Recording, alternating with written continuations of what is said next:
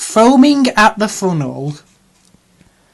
There is a dairy beside Thomas's branch line at the station where the lines divide to go either to the harbour or the junction. Every afternoon, special tanker wagons are pushed into the dairy siding. They are filled with milk, and Percy takes them to the junction on his first train every morning.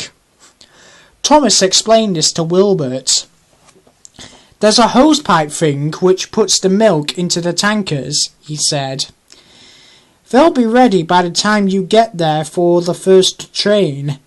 Sounds easy enough, said Wilbert. Thomas told him a great many other details too. Wilbert listened carefully, trying hard to remember them all. Next day he enjoyed himself. He was a much more powerful engine than Percy, so he found that he could cope easily with Percy's trains. The trucks behaved well too, which was a help. He's strong, he is, they muttered to each other. Don't upset him, you'll never know what he might do to get his own back. One day, Wilbert took loaded stone trucks to the harbour. On his way back with empty ones, he stopped at the station by the dairy and pushed the empty trucks into a siding. He left them and set out towards the junction, pulling just a few vans. Right, he thought happily. I leave these vans at the junction and bring the empty tankers back. Then, when those are put in the dairy siding, I take the stone trucks on the top station. They met James at the junction. James knew who Wilbert was, of course, and asked how he was getting on.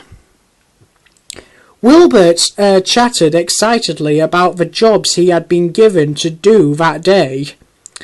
Sounds as if you're having fun, James said, but it's best to take things slowly at first, and he puffed away.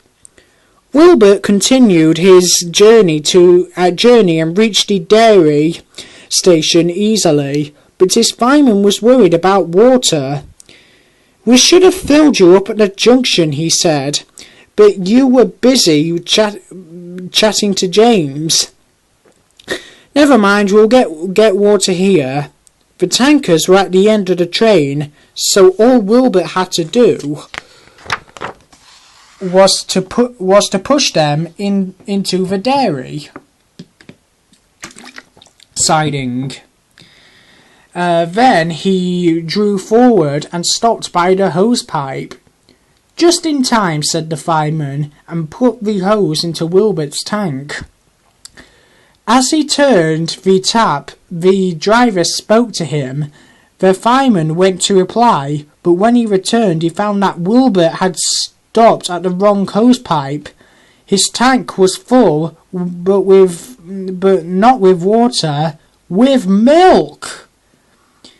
You'll be foaming at the funnel if any of this gets in the boiler, gasped the driver. Quickly, they put out Wilbert's fire, and the fireman telephoned for help. Thomas came as soon as he could, and pulled Wilbert back to the top station. Wilbert's tank was emptied and was given a through clean. So the next morning he was quite all right again. You and Percy make a fine pair, laughed Thomas. He had the porridge and you had the milk.